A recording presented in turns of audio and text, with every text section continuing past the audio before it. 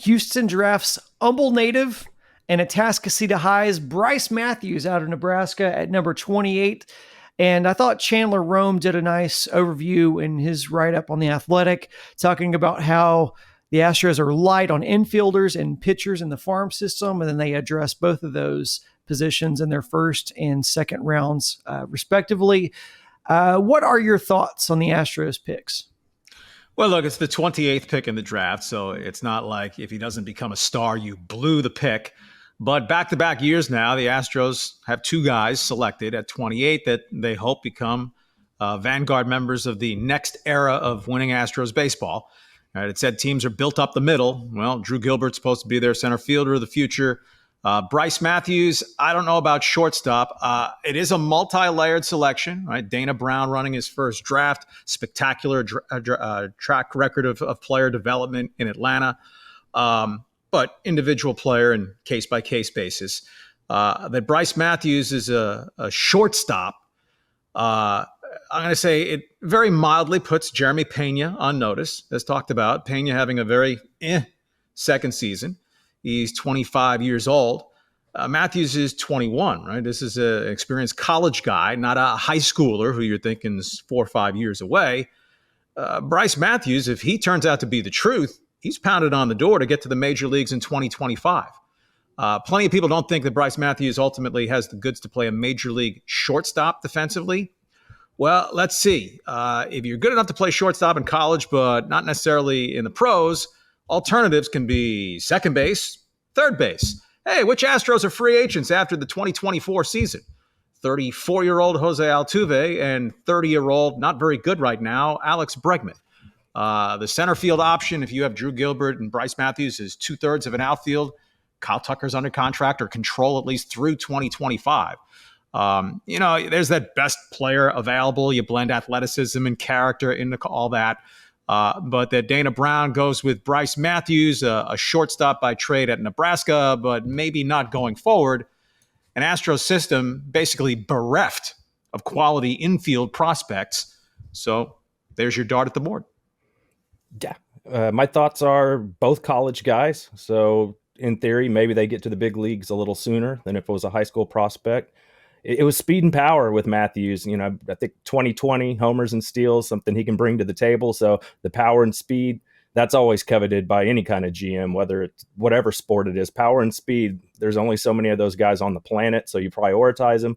Now, if we look at the draft prospects list, the top 250, and if we look at Baseball America, I believe he's the 57th prospect, according to the 250 prospects list, and number 60 in Baseball America. So some might say that maybe they reached a little bit, but I'm going to trust Dana Brown's track record over me looking at a list on Baseball America. So we'll see.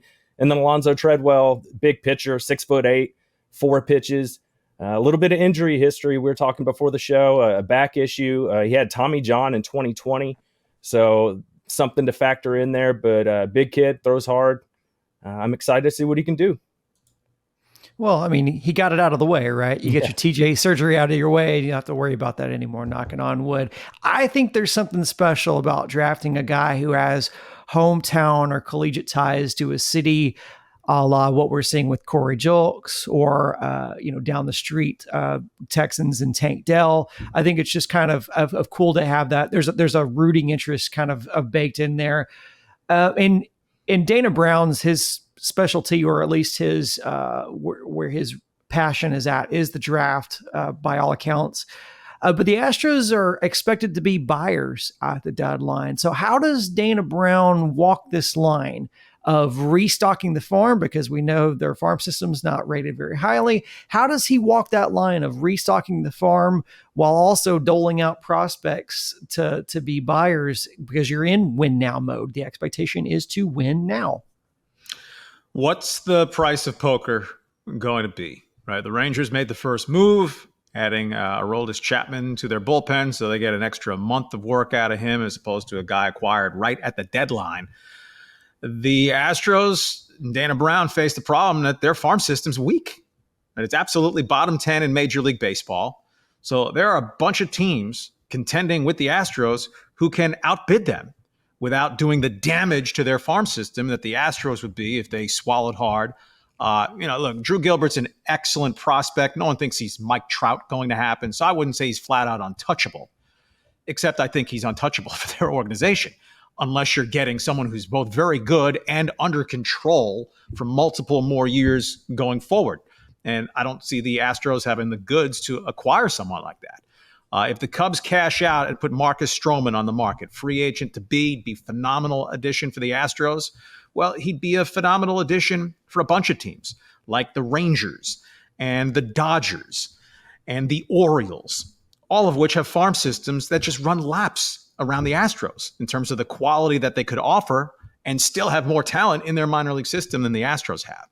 So, if you're going to try to swim in the deep end, I think you just get outbid.